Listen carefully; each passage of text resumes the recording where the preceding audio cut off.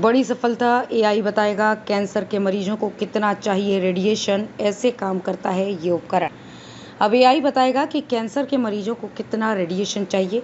KGMU के radiotherapy विभाग में तैयार उपकरण को अंतर्राष्ट्रीय पुरस्कार मिला है। कैंसर के मरीजों को रेडिएशन की खुराक देने के लिए केजीएमयू के रेडियोथेरेपी विभाग के डॉक्टरों ने आर्टिफिशियल इंटेलिजेंस पर आधारित विशिष्ट उपकरण बनाने में सफलता हासिल की है। इस उपकरण को अंतर्राष्ट्रीय स्तर पर पुरस्कार मिला है। इस उपकरण से रोगी के शरीर के अन्य हिस्सों को कम से कम प्रभावित करते हुए कैंसर ग्रस्त हिस्से को रेडिएशन की सटीक खुराक दी जाएगी। रेडियोथेरेपी विभाग के प्रोफेसर डॉक्टर सुधीर सिंह ने बताया कि कैंसर के मरीजों में सर्जरी और कीमोथेरेपी के साथ ही रेडियोथेरेपी देने में मुख्य रूप से सबसे बड़ी चुनौती कैंसर ग्रस्त हिस्से में ज़्यादा से ज़्यादा रेडिएशन देने की होती है। इसमें कैंसर ग्रस्त हिस्से के अलावा शरीर के अन्य भाग को नुकसान पहुंचने की आशंका रहती है। इसे ध्यान में रखते हुए रेडिएशन की सटीक खुराक देने के लिए लगातार नवाचार हो रहे हैं।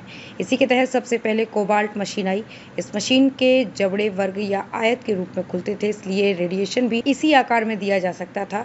समस्या ये थी कि कैंसर तो इस आकार में होता नहीं है। इससे कैंसर ग्रस्त हिस्से को कम रेडिएशन तथा अन्य हिस्से को नुकसान पहुंचने की आशंका रहती थी। इसे देखते हुए लीनियर एक्सेलरेटर मशीन से रेडिएशन को कैंसर के अनुरूप कर दिया गया, लेकिन इसमें भी ये संकट था कि सांस लेने के दौरान मरीज के विभिन्न अंग हिलते डुलते हैं। इससे रेडियोथेरेपी की सही खुराक देना संभव नहीं हुआ। ऐसे में एआई आधारित रेडिएशन देने पर विचार हुआ।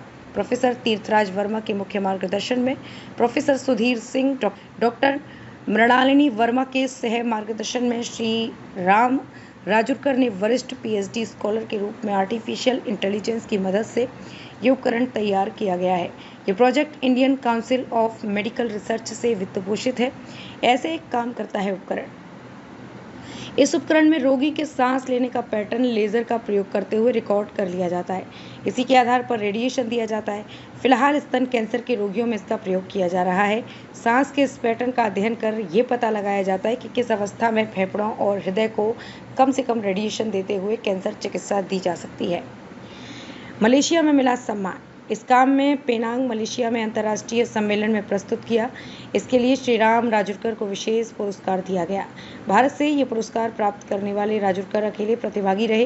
कुलपति प्रोफेसर सोनिया नित्यानंद ने पूरी टीम को इसके लिए बधाई दी है।